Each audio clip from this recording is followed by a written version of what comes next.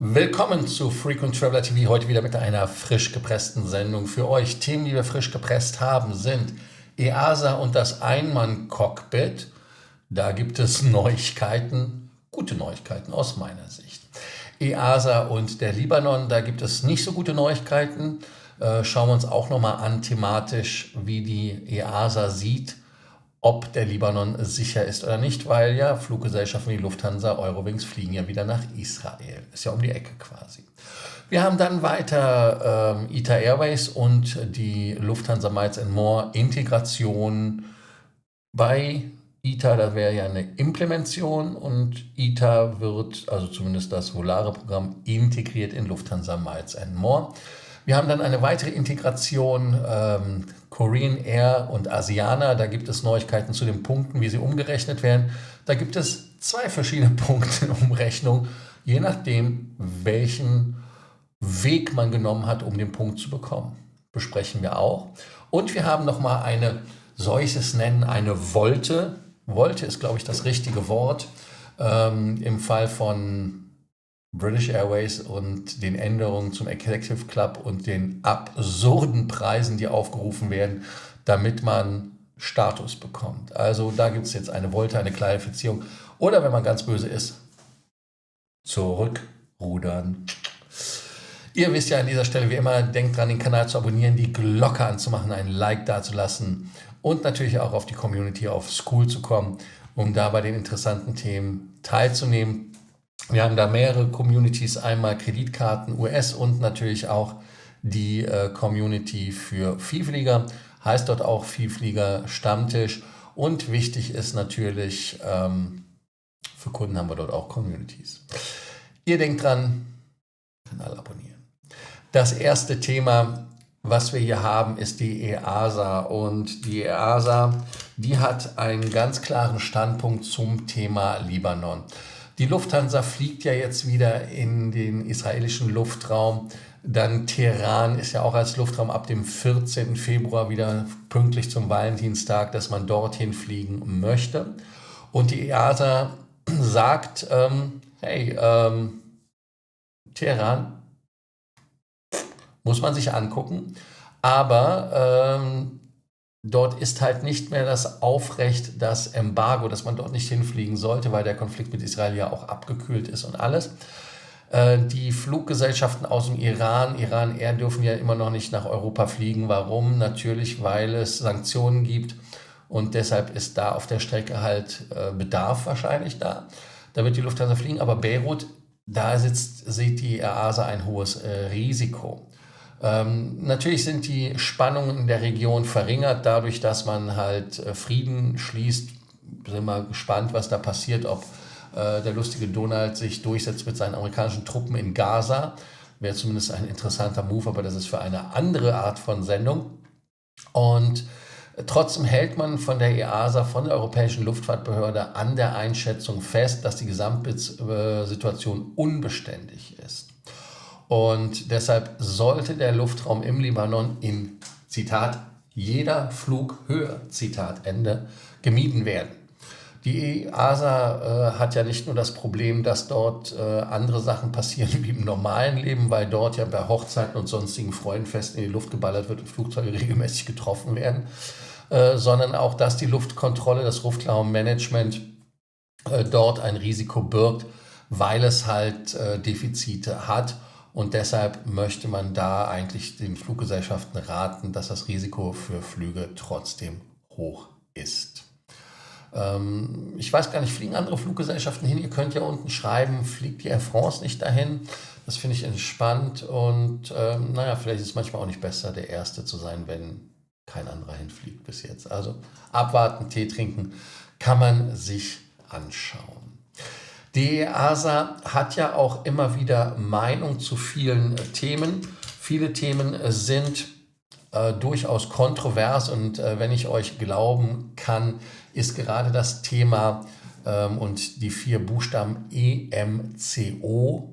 Jetzt fragt ihr natürlich, was ist das denn? Das ist eine Abkürzung, steht für Extended Minimum Crew Operations. Heißt, ob man ein Einmann-Cockpit machen kann oder nicht.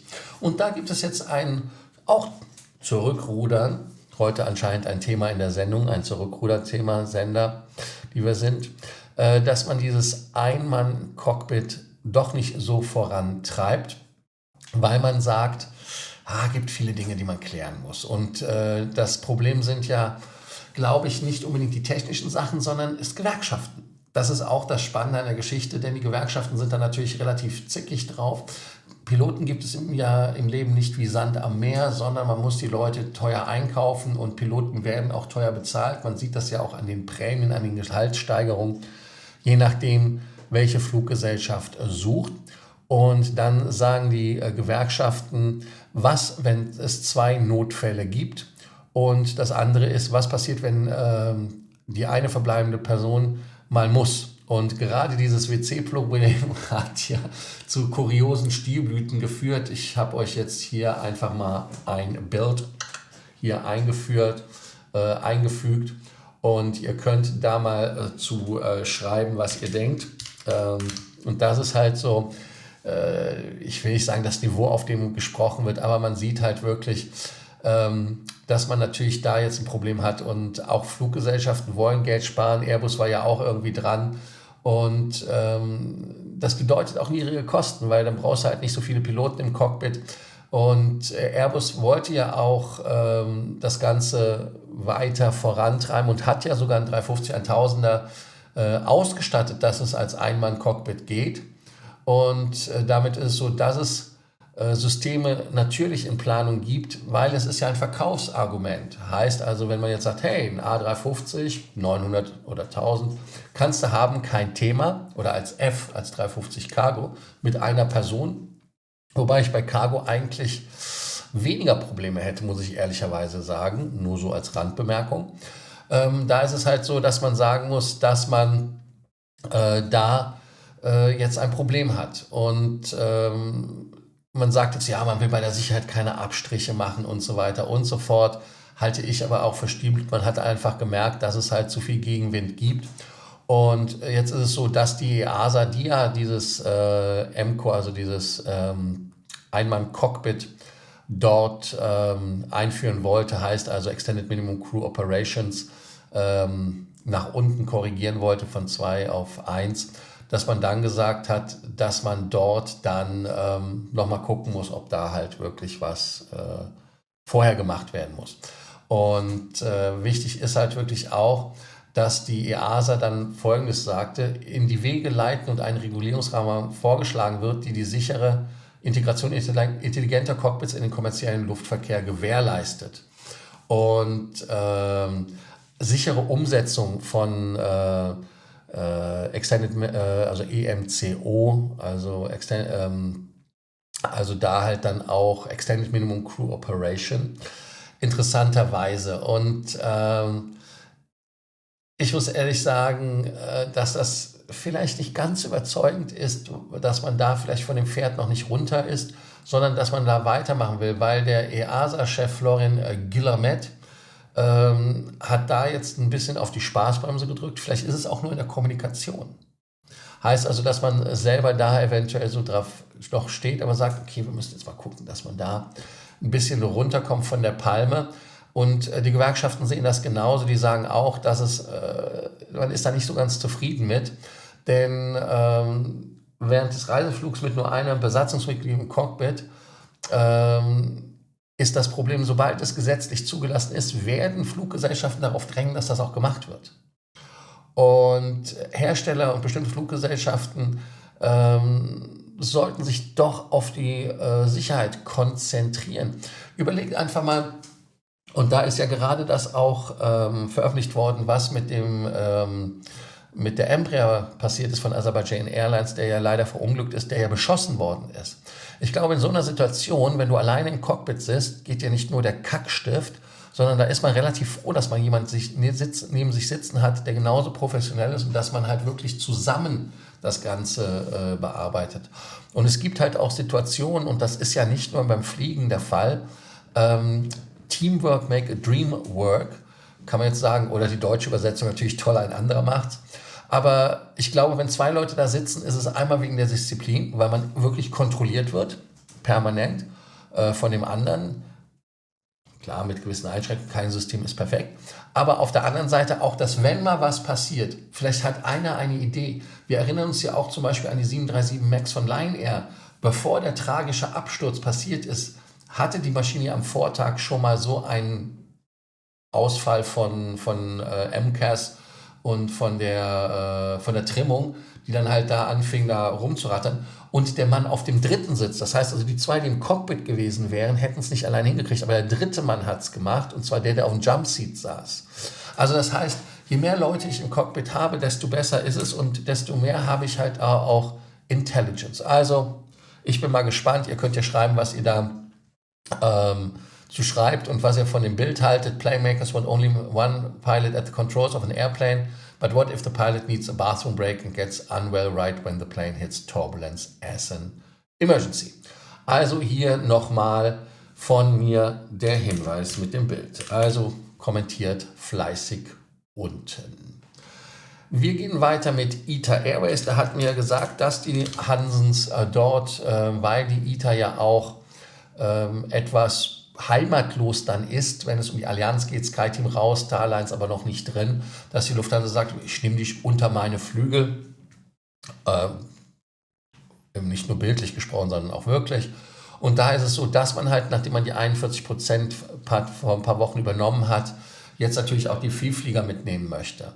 Und jetzt ist es so, dass es dort klargestellt worden ist, dass man ITA Volare als Vielfliegerraum bei einer Buchung klar auf lufthansa.com auswählen kann. Also einmal, das ist passiert. Und natürlich dann, Entschuldigung, noch nicht ist, aber das soll kommen, so ist es richtig. Und dass man dann aber keine Punkte bekommt. Das heißt also, es gibt keine Statuspunkte für Flüge bei ITA mit Miles & More. Das ist natürlich ein Letdown in meinen Augen. Weiter ist es so, dass natürlich die Statusanerkennung am 30. März stattfinden sollte. Also da nochmal eine Klarifizierung. Vielleicht ist die Statusanerkennung auch dann einhergehend damit, dass man Statuspunkte bekommt. Ich hoffe, dass das schnellstmöglich gemacht wird, weil mir stellt sich die Frage, die als erste Frage des Tages dann heute auch für euch kommt: Ist es für euch ein Hemmnis, mit der ITA zu fliegen, wenn es keine Statuspunkte gibt? Heißt also La Dolce Vita für den Lufthanseaten nicht, sondern ihr wählt Lufthansa, weil ihr einfach die Statuspunkte bekommt. Das wäre mal interessant, wenn ihr diese Frage beantwortet. Was beantwortet worden ist von den 4 Fliegern, ist British Airways und ihr auch hier wieder zurückrudern. Ne? Schule auf der anderen Seite, damit wir auch gleichmäßig zurückrudern. Und zwar ist es so, dass man die umstrittenen Änderungen bei British Airways revidiert. Vielflieger sind quasi mit massiver Kritik und unter der Drohung dieser lebenslangen Vielflieger, ja, viele leben halt auf der Insel oder fliegen mit British Airways aus Überzeugung. Ich kenne einige von unseren Kunden, die das tun. Die wollen zu konkurrierenden Airlines wechseln. Und diese peinliche Kehrtwende bei einer geplanten Änderung eines Vielfliegerprogramms vorzunehmen, ist auf der einen Seite natürlich sagen, okay, die sehen es ja ein, aber auf der anderen Seite ist es auch so, dass man sagen muss, hättest du vorher drüber nachdenken können. Trotz der zuvor detaillierten Veröffentlichung zu den neuen Anforderungen für den Elite-Status ist es so, dass diese ganzen Spekulationen, die gekommen sind, unbegründet sind. Ja, also doch, wir sind schuld. Du, aber auch ich bin schuld, weil alles unbegründet ist. Ne? Und im Dezember 2024 angekündigt, im April 2025 sollte es ja kommen, die Anpassung, dass man ein umsatzbasiertes Modell einführt. Finnair hat ja auch ein umsatzbasiertes Programm. Andere Fluggesellschaften oder auch Hotelgruppen haben ja auch irgendwie so eine Umsatzkomponente teilweise drin. Und da ist es so, dass man jetzt sagt, dass die Vielflieger, wenn sie 7.500 Pfund ausgeben, und ich gebe das für euch jetzt live ein, sollten es quasi 9.000 Euro sein, die man ausgibt für einen dusseligen Silberstatus. Wollt ihr mich verarschen? Und dann geht es weiter mit 20.000 Pfund, wenn man die Goldkarte haben will. Und 20.000 Pfund, das ist natürlich auch relativ viel Knete. Das sind 24.073 Euro und 20 Cent im Moment. Und das ist natürlich ein Problem. Und jetzt ist am Mittwoch, dass Colm Lacey, Chief Commercial Officer von British Airways, gesagt hat, dass es nie die Absicht der Airline gewesen sei, von Kunden solche hohen Ausgaben zu verlangen. What? Alter, kennst du dein Programm nicht oder was? Die ursprüngliche Ankündigung im Dezember hätte nicht alle relevanten Details enthalten. Ja, dann habt ihr ja selber Schuld. Dann hättet ihr einfach mal was sagen sollen. Am Mittwoch sagte er dann weiterhin, um verärgerte Vielflieger zu besänftigen, führt British Airways nun eine Bonus-Tier-Point-Aktion ein, mit der Passagiere pro Flug bis zu 550 zusätzliche Punkte sammeln können. Diese Maßnahme ersetzt ein früheres Bonusprogramm und läuft nun bis zum 31. Dezember 2025, statt wie ursprünglich geplant nur bis zur Einführung des neuen Modells. Bekloppt. Und dann ist es so, dass man die verändernden Vielflieger damit besänftigen möchte. Und weiter geht's. Zusätzlich nimmt man bei British Airways Abstand von der ursprünglichen Entscheidung, die Statusaufstieg durch die Anzahl der geflogenen Strecken zu streichen. Also das heißt, dass Segmente weiterhin zählen. Und zwar ist es so, dass man sich den Bronzestatus mit 25 geflogenen Segmenten sichern kann, 50 Segmente für den Silberstatus.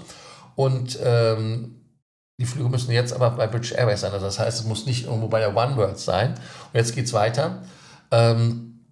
Lacey betont, dass die Änderungen am Vielfliegerprogramm grundsätzlich richtig seien, jedoch auf die Kundenwünsche flexibler reagiert werden müsse. Trotz des Protests vieler Passagiere bleibt British Airways zuversichtlich, dass die neuen Regelungen einen großen Teil der Mitglieder nicht negativ betreffen und die Zahl der Elite-Mitglieder nicht reduziert wird. Alter, was hast du denn geraucht? Also, ich finde das ehrlicherweise eine Frechheit. Ich finde es absolut nicht nachvollziehbar, was da gesagt wird. Und versöhnen euch diese British Airways Anpassung als zweite Frage des Tages. Denn am Ende des Tages, Gold gibt es halt nur gegen Cash 24.073,20 nach heutigem Kurs. Und zwar jetzt hier um 13 Uhr 4 Minuten deutscher Zeit am 5. Februar 2025. Also da muss man doch ehrlicherweise sagen, bescheuert. Ich bin mal gespannt, was ihr dazu schreibt, was ihr dazu sagt, wie ihr mit dem Thema umgeht und ob es da von irgendeiner Art und Weise von euch zu sagen gibt, ist bekloppt. Ich kann mich da wieder weiter echauffieren, aber lasst uns auf das Thema, wie heißt es nochmal, Korean Air gehen. Genau, Korean Air und Asiana. Und da muss man ja wirklich sagen, dass Korean Air und Asiana ja ein Thema ist, wo man sagen muss, dass wir ja schon lange wussten, dass Korean Air die Asiana dann aus der Star Alliance rausnimmt, was ja auch komplett Sinn macht. Also da gibt es dann natürlich keine zwei Meinungen und das ist dann auch etwas, damit haben wir uns ja schon arrangiert. Und die Frage war halt wirklich, wie viel Meilen, wie viele Punkte bringen meine Asiana-Punkte, die ich habe bei Korean Air? Und da gibt es wohl jetzt im Prinzip eine neue Nachricht. Und zwar ist es so, dass man dort einen 4-Jahresplan hat, alle 5 Fluggesellschaften, 3 Low-Cost-Carrier und die 2 Legacy-Carrier, also Asiana und Korean Air, zusammenzuführen. Und es gibt ja auch relativ wenig Kommunikation in Bezug auf die Programme, wie das dort zusammengehen soll. Aber wie gesagt, das Einzige, wie es im Englischen heißt, given, ist halt wirklich, dass man bei der Star Alliance rausgeht und bei der SkyTeam reinkommt. Und jetzt ist es so, dass man dort diese Meilen, wie man sie von Asiana auf Korean Air auf das Programm rüberziehen möchte, da gibt es jetzt eine interessante Mitteilung. Und zwar, Korean Air arbeitet gerade an einer Implementierung für eine 1:1 Ratio für Asiana-Meilen. Die Details werden immer noch diskutiert. Also das heißt, man hat jetzt nur so ein bisschen. Ne? Aber, jetzt wichtig, diese Source, die sie haben, also diese Quelle, sagt, dass man dort nicht spezifische Aussagen zu getroffen hat, was genau passiert. Kreditkartenmeilen werden aber nicht mit 1:1 transferiert. Also wenn ihr die durch Flüge gemacht habt, wird es 1:1 gemacht, aber wenn ihr durch Kreditkarten das gemacht habt, ist es so. Und ich verstehe halt nicht, warum ist der Wert einer Kreditkartenmeile anders als der von einer Flugmeile? Warum machst du das so komplex? Ist doch komplett Banane. Und dann ist es so, es macht doch keinen Sinn. Es macht doch absolut keinen Sinn. Und natürlich, sie weisen darauf hin, dass es nichts gibt, wo es schon entschieden worden ist. Man ist halt noch in der Diskussion. Aber interessant ist auch, dass man mit Consulting-Firmen spricht, also mit irgendwelchen Ernst Young, KPMG, you name it, einen von diesen komischen Buden, die halt irgendwelchen CEOs irgendwelche Flöhe in die Ohren setzen und sagen, das ist das, was du tun musst, macht für mich absolut keinen Sinn. Trink mal kurz was. Und ja, also wie gesagt, ihr könnt halt sagen, ist es akzeptabel, 1:1 oder weniger zu nehmen für diese Kreditkartenmeilen. Und Korean Air hat halt 2,55 Trillionen Won zurückgestellt als Deferred Revenue, wie das so schön heißt, also als Rückstellung. Und das ist natürlich krass. Aber ich bin mal gespannt, was da passiert. Ihr könnt ja mal sagen, ob ihr überhaupt betroffen seid. Wer von euch hat überhaupt eine Asianer-Kreditkarte? Ich habe bei mir im Kundenkreis keinen, der eine Asianer-Kreditkarte hat, obwohl ich einige Kunden habe aus Asien. Deshalb betrifft das eigentlich niemanden. Aber ich finde es halt einfach nur als grundsätzliche Überlegung komplett bekloppt und Banane. Ich muss jetzt hier wieder Schluss machen, weil wir sind ja schon wieder mit der Sendung am Ende. Ich habe die 20 Minuten Schallmauer durchbrochen. Ich weiß nicht, warum ich das immer wieder mache. Aber hey, gut, das ist alles Information für euch. Danke, dass ihr heute Frequent Traveler TV geschaut habt. Aber ihr wisst ja, an dieser Stelle, wie immer, wiederhole ich die Fragen des Tages. Und zwar die Frage des Tages. Die erste ist knallhart. Meidet ihr jetzt die ITA, weil es keine Statuspunkte gibt? Und die andere Frage, die ich hatte, ist, versöhnt euch British Airways jetzt, dass ihr doch den Bronze- und den Silberstatus mit Segmenten machen könnt, mit 25 oder mit 50 Segmenten. Da könnt ihr unten schreiben. Ihr könnt natürlich auch schreiben, ob euch die 1:1 Umtauschaktion überhaupt tangiert, beziehungsweise ob ihr sagt, grundsätzlich, what the heck, was ist der Unterschied zwischen einer erflogenen Meile und einer Meile, die ich halt mit Kreditkarten mir geholt habe. War keine Asianer-Kreditkarte, keine Angst. Amerikanische Kreditkarten sind meine Währung. Also, ich danke euch, dass ihr heute wieder dabei wart bei Frequent Traveler TV. Ich danke euch für eure Beteiligung. Ich danke euch, dass ihr den Kanal unterstützt. Kommt aufs Cool. Ich freue mich, wenn ihr da seid. Und bis morgen in Alter und in Frische. Und ich bin hier einfach mal wie immer raus.